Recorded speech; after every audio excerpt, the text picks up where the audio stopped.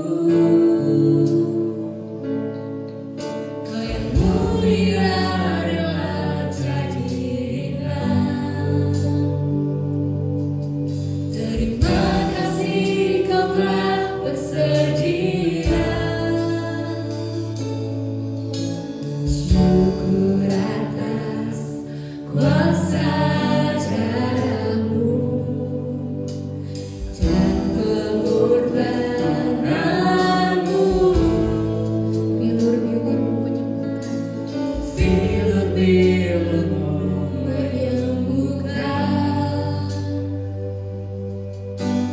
Lebih dari yang ku harapkan.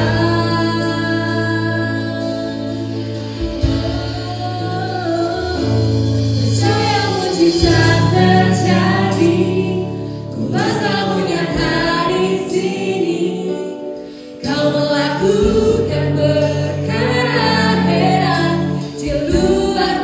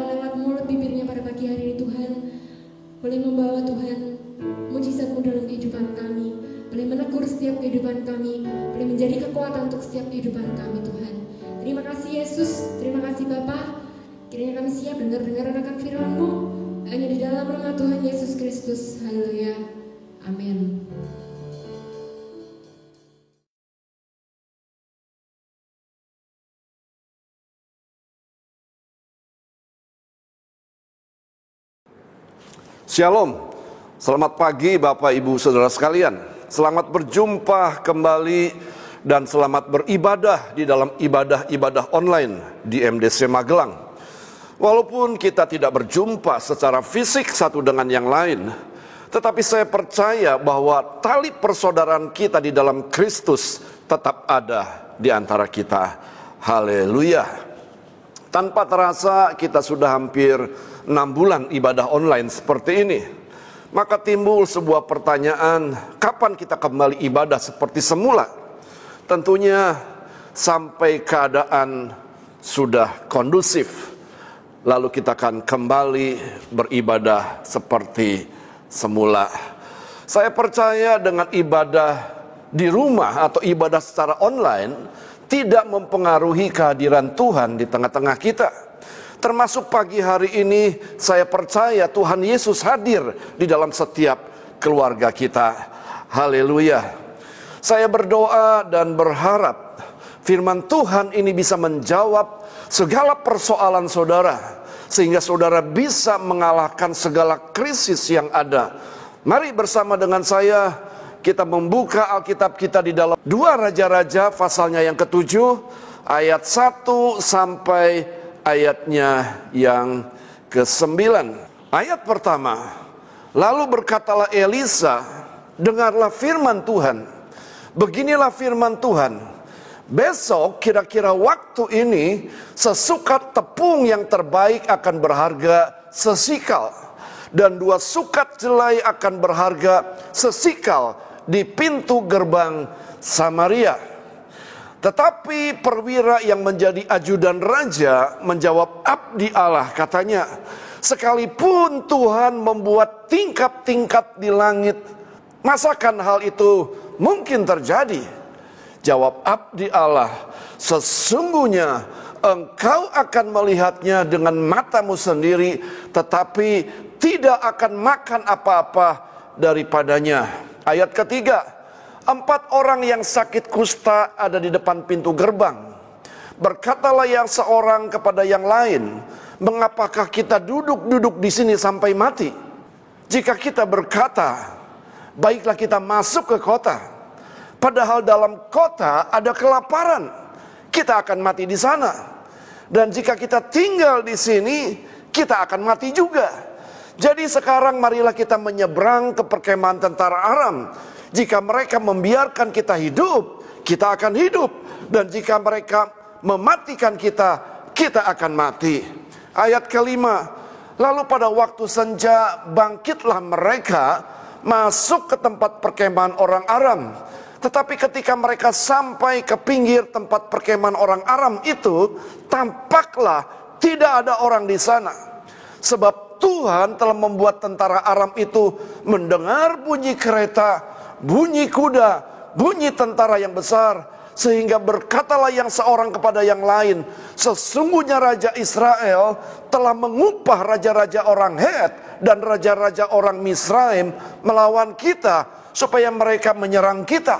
Ayat ketujuh, karena itu bangkitlah mereka melarikan diri pada waktu senja, dengan meninggalkan kemah dan kuda dan keledai mereka serta tempat perkemahan itu. Dengan begitu saja mereka melarikan diri menyelamatkan nyawanya. Ayat ke-8, ketika orang-orang yang sakit kusta itu sampai ke pinggir tempat perkemahan, masuklah mereka ke dalam sebuah kemah, lalu makan dan minum.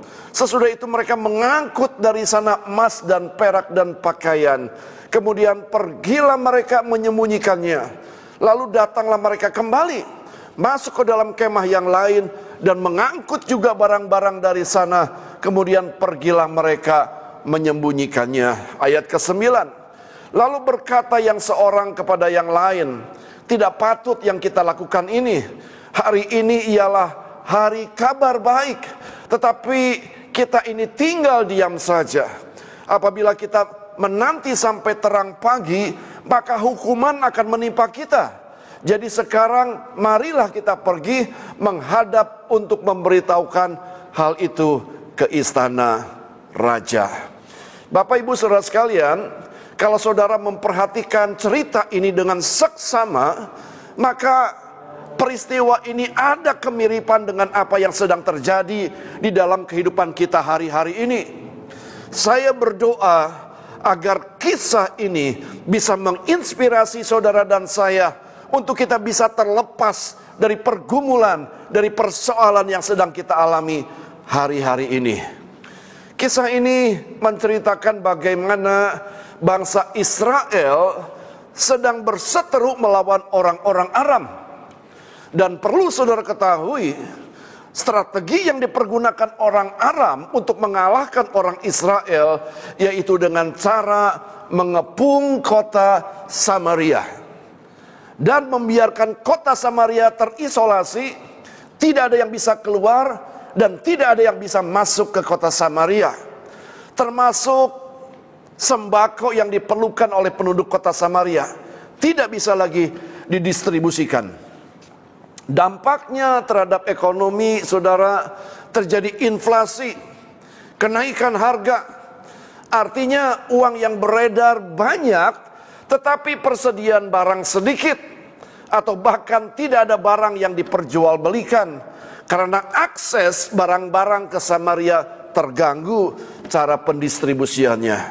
Maka terjadilah kelaparan hebat di Samaria selama mereka mengepungnya, sehingga sebuah kepala keledai berharga 80 shikal perak, seperempat kaptai merpati berharga 5 shikal perak, dan ini berlangsung selama 7 tahun. Maka dampaknya terjadi kemana-mana saudara. Terjadi kelaparan yang sangat luar biasa di Samaria. Pada saat kita mengalami lockdown yang hanya beberapa bulan saja, kita dilarang keluar kota, mal tidak boleh dibuka, resto harus ditutup, tidak boleh ada kerumunan. Itu membuat banyak orang menderita. Itu membuat banyak orang mengalami kerugian. Banyak perusahaan yang mem-PHK-kan karyawan.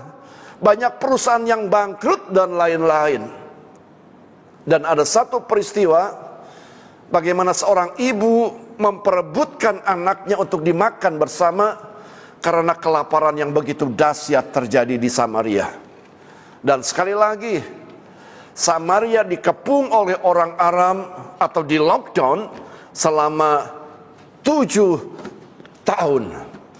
Tetapi bersyukur Allah sanggup melepaskan bangsa Israel dari krisis ini. Dan saya percaya Allah yang sama yang disembah oleh Israel, Allah yang kita sembah juga di dalam nama Yesus, Ia sanggup melepaskan kita dari krisis demi krisis.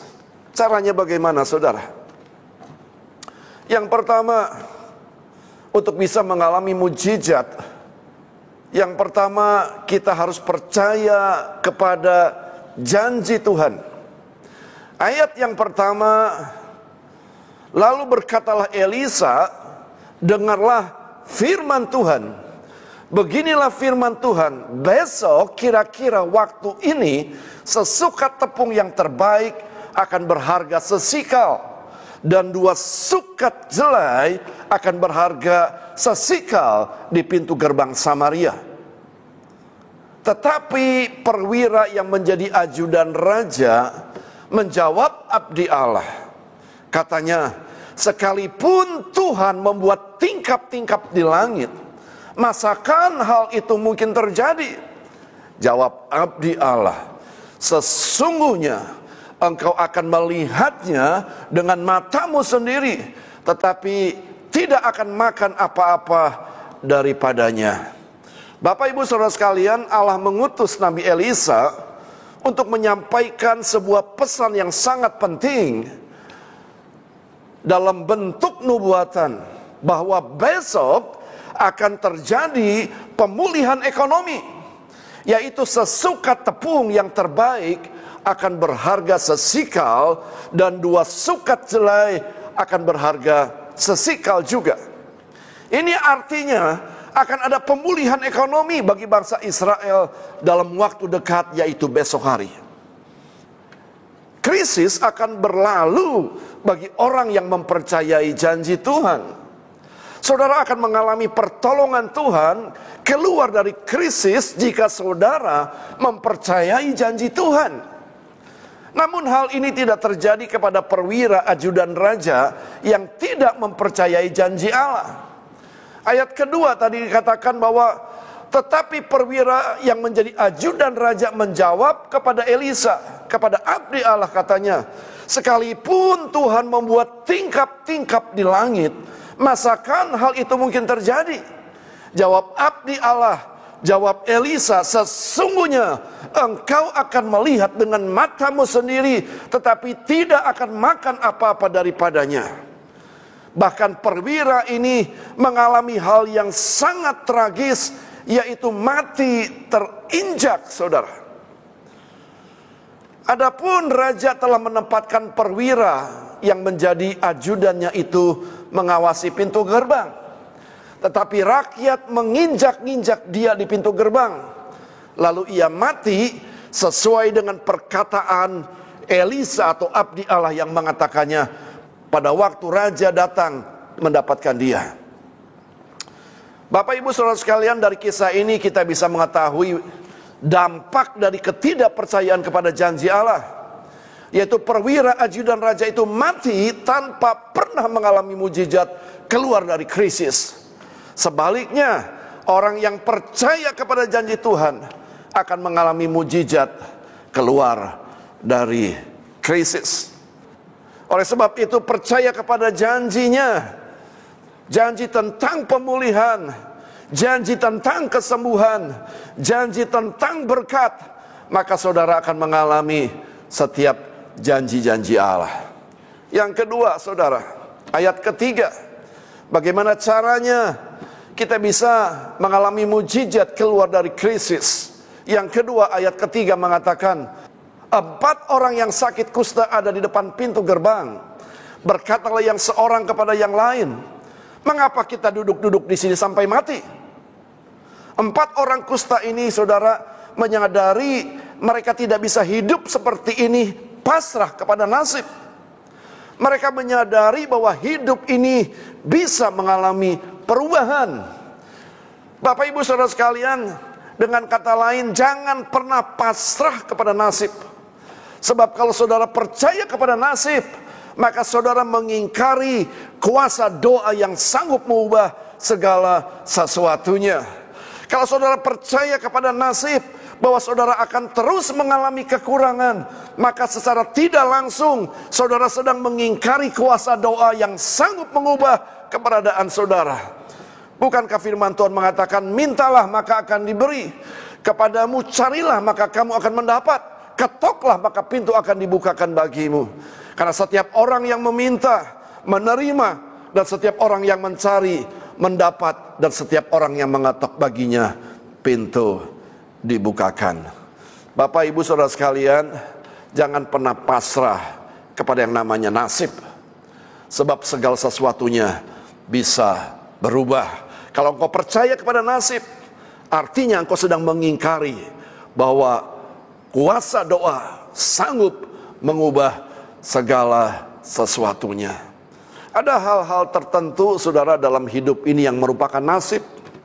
Seperti saudara dilahirkan di dalam keluarga yang seperti apa, saudara tidak bisa memilih. Saudara dilahirkan di negara mana, saudara tidak bisa memilih. Itu yang merupakan sebuah nasib, saudara. Bapak ibu saudara sekalian, tetapi selebihnya daripada itu, segala sesuatunya bisa berubah. Lewat doa kita bisa mengalami perubahan demi perubahan. Oleh sebab itu, jangan pernah berserah kepada yang namanya nasib. Keempat orang kusta ini, dia tidak mau berserah kepada nasib, saudara. Dia percaya bahwa dia bisa mengalami yang namanya perubahan demi perubahan di dalam hidup ini. Yang ketiga, bagaimana caranya kita bisa mengalami mujizat keluar dari krisis? Ayat keempat mengatakan, jika kita berkata, baiklah kita masuk ke kota, padahal dalam kota ada kelaparan, kita akan mati di sana. Dan jika kita tinggal di sini, kita akan mati juga. Bapak ibu saudara sekalian, untuk bisa mengalami mujizat keluar dari krisis, yang ketiga adalah tetap memiliki pengharapan, walaupun kelihatannya tidak ada pengharapan. Sebab di dalam Yesus ada pengharapan. Walaupun kelihatannya tidak ada pengharapan, sekali lagi di dalam Yesus ada pengharapan. Alkitab mengatakan bahwa pengharapan itu adalah sauh yang kuat dan aman bagi jiwa kita, yang telah dilabuhkan sampai ke belakang tabir. Bapak ibu saudara sekalian, manusia bisa bertahan hidup tanpa makan selama 3 minggu. Manusia bisa bertahan hidup tanpa minum selama 4 sampai 7 hari.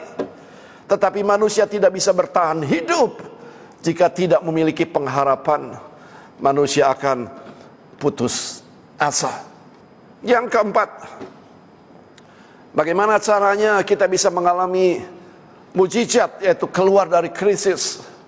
Ayat yang keempat B dikatakan, jadi sekarang marilah kita menyeberang ke perkemahan tentara Aram. Jika mereka membiarkan kita hidup, kita akan hidup. Dan jika mereka mematikan kita, kita akan mati. Bapak ibu saudara sekalian, untuk bisa mengalami mujizat keluar dari krisis adalah harus memiliki iman yang kuat. 4 orang kusta ini percaya bahwa hidup mati itu di tangan Tuhan. Dan keempat orang kusta ini beriman bahwa rancangan Tuhan bukanlah rancangan kecelakaan. Walaupun mereka pincang, saudara, mungkin karena sakit kusta.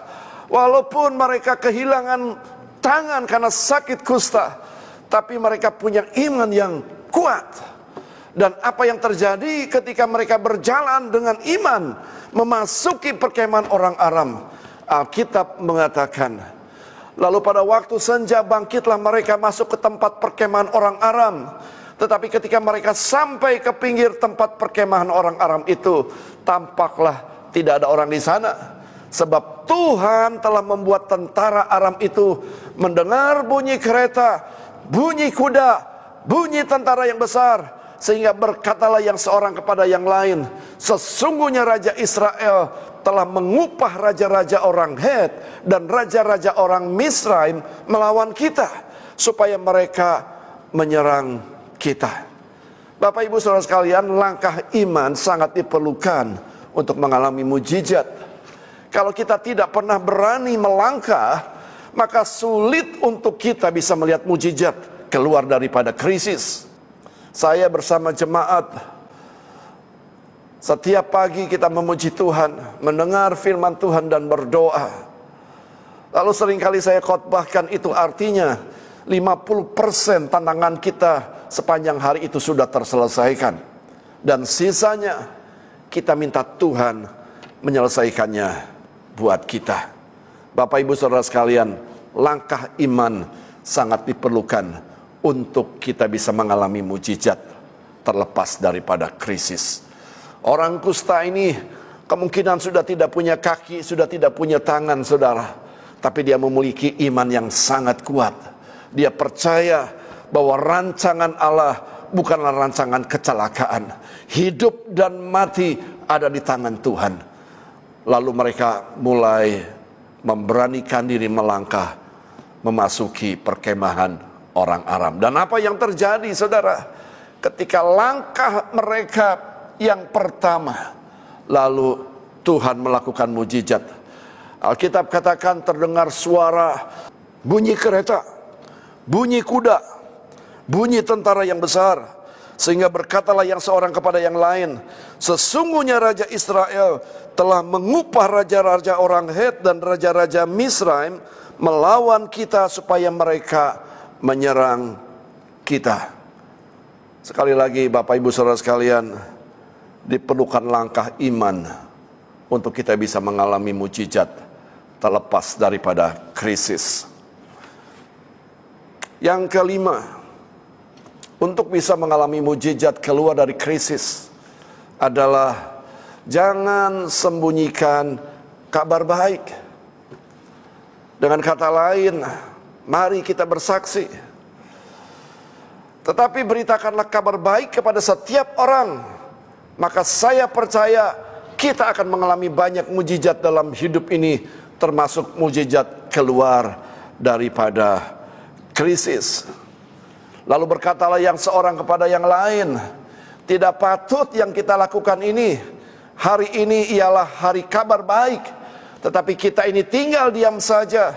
Apabila kita menanti sampai terang pagi, maka hukuman akan menimpa kita. Jadi sekarang marilah kita pergi menghadap untuk memberitahukan hal itu ke istana raja. Yang kelima, untuk bisa mengalami mujizat keluar dari krisis adalah jangan pernah menyembunyikan kabar baik. Dengan kata lain, mari kita bersaksi, beritakan tentang kabar baik, beritakan tentang kerajaan Allah, beritakan tentang siapa Yesus. Dan saya percaya ketika kita memberitakan kabar baik kepada banyak orang, maka kita akan mengalami banyak mujizat di dalam hidup ini, termasuk mujizat keluar daripada krisis. Bapak Ibu Saudara sekalian, kalau Allah melepaskan bangsa Israel dari kepungan orang Aram, kalau Allah bangsa Israel melepaskan bangsa Israel dari krisis, saya percaya Allah yang sama, Allah yang kita sembah di dalam nama Yesus, Dia sanggup juga melepaskan kita daripada krisis demi krisis. Ada 5 hal, saudara, yang membuat kita bisa mengalami mujizat keluar daripada krisis. Yang pertama, yaitu percaya kepada setiap janji Allah. Yang kedua, jangan pernah pasrah kepada nasib. Sebab kalau saudara percaya kepada nasib, maka saudara mengingkari kuasa doa yang sanggup mengubah segala sesuatunya. Yang ketiga, Mari kita memiliki pengharapan. Walaupun kelihatannya tidak ada pengharapan, di dalam Yesus ada pengharapan. Yang keempat, untuk kita bisa mengalami mujizat keluar dari krisis, kita harus punya iman yang kuat. Walaupun orang kusta ini, ia kehilangan tangan, kehilangan kaki mungkin, tetapi ia punya iman yang kuat bahwa Allah tidak pernah merancang kecelakaan atas hidupnya. Orang kusta ini beriman bahwa rancangan Tuhan bukanlah rancangan kecelakaan. Walaupun mungkin mereka pincang karena kusta, tetapi mereka punya iman yang kuat. Dan yang terakhir, untuk bisa mengalami mujizat keluar dari krisis adalah jangan sembunyikan kabar baik. Mulai bersaksi, beritakan kabar baik, beritakan tentang kerajaan Allah, beritakan tentang siapa Yesus. Maka saya percaya ada banyak mujizat terjadi dalam hidup saudara, termasuk mujizat keluar dari krisis. Amin. Mari Bapak Ibu Saudara sekalian, kita mau persiapkan hati untuk kita bisa ambil bagian dalam perjamuan kudus pada hari Minggu ini. Syaratnya adalah hati ini harus bebas dari segala kepahitan. Masih ada waktu beberapa saat pergi berdamai dan kembali lagi untuk ambil bagian dalam perjamuan kudus. Alkitab mengajarkan demikian. Yang kedua, syarat untuk ambil bagian dalam perjamuan kudus adalah sudah lahir baru, sudah bertobat. Dan yang ketiga, orang yang boleh ambil bagian dalam perjamuan kudus adalah orang yang sudah membereskan segala dosa-dosanya. Kalau masih ada dosa yang terpelihara, masih ada kesempatan datang kepada Tuhan. Alkitab katakan sebab Dia adalah Allah yang setia. Barang siapa yang mengaku dosa, maka Ia akan mengampuni dan memulihkannya. Bapak Ibu Saudara sekalian, mari kita ambil perjamuan kudus ini dengan sikap hati yang benar, supaya perjamuan kudus ini boleh mendatangkan berkat yang besar dalam hidup saudara. Dan makna perjamuan kudus yang sesungguhnya adalah kalau kita bisa mengingat akan apa yang Yesus kerjakan 2000 tahun yang lalu.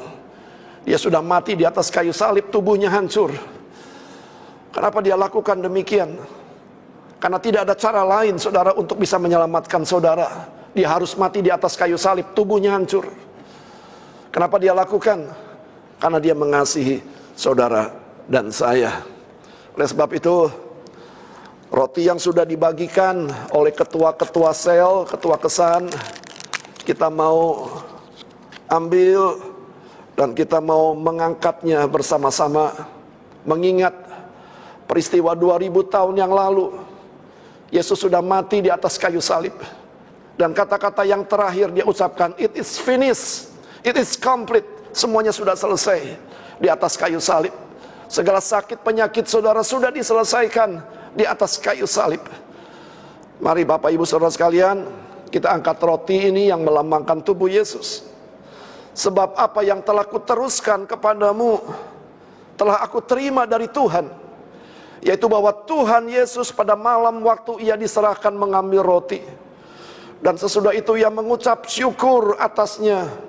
Ia memecah-mecahkannya dan berkata, inilah tubuhku yang diserahkan bagi kamu. Perbuatlah ini menjadi peringatan akan aku. Mari kita makan dengan penuh ucapan syukur di dalam nama Tuhan Yesus.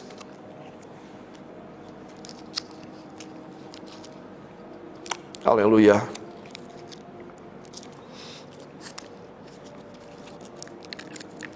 Kita akan angkat cawan yang melambangkan darah Yesus. Bapak Ibu Saudara sekalian, darahnya tercurah di atas kayu salib. Darah yang sanggup menyucikan, darah yang sanggup menguduskan, darah yang sanggup membenarkan setiap dosa pelanggaran saudara dan saya. Demikian juga Ia mengambil cawan sesudah makan, lalu berkata, cawan ini adalah perjanjian baru yang dimeteraikan oleh darahku. Perbuatlah ini setiap kali kamu meminumnya menjadi peringatan akan aku. Mari kita minum dengan penuh ucapan syukur di dalam nama Tuhan Yesus. Kita mengucap syukur, Tuhan Yesus, kami mengucap syukur untuk pagi yang diberkati ini. Kami boleh mendengar firman Tuhan. Kami boleh ambil bagian dalam perjamuan kudus. Kami boleh mengingat apa yang sudah Tuhan kerjakan 2000 tahun yang lalu di atas kayu salib. Tubuhmu hancur, darahmu tercurah. Darah yang sanggup menyucikan kami, darah yang sanggup membenarkan kami. Terima kasih buat setiap pengorbananmu ya Allahku. Terima kasih Tuhan untuk perjamuan kudus. Terima kasih untuk tubuh yang hancur. Terima kasih buat darah yang tercurah. Terima kasih Tuhan Yesus. Terima kasih. Hamba berdoa pagi hari ini untuk setiap saudara kami yang mengikuti program ibadah online ini dimanapun mereka berada. Kiranya berkat anugerah Tuhan boleh turun atas kehidupan mereka masing-masing. Secara khusus di tengah-tengah COVID-19, segala pergumulan mereka, sakit, penyakit, masalah keuangan, masalah pekerjaan, sesungguhnya Tuhan sudah selesaikan di atas kayu salib 2000 tahun yang lalu. Oleh sebab itu pagi hari ini kami mau raih dengan iman bahwa Tuhan sudah mengerjakannya di atas kayu salib. Dan kami terima pertolongan Tuhan. Bapak ibu saudara sekalian, angkat kedua belah tangan saudara untuk menerima berkat. Pulanglah, bawalah berkat daripada Bapa, kasih daripada Tuhan Yesus Kristus di dalam persekutuan Allah Roh Kudus. Mulai pagi hari ini sampai Maranatha, Tuhan datang yang kedua kali menjemput saudara dan saya menjadi jemaat yang tidak bercacat celah. Di dalam nama Tuhan Yesus, mari yang percaya katakan bersama-sama, amin. Tuhan memberkati. Selamat hari Minggu.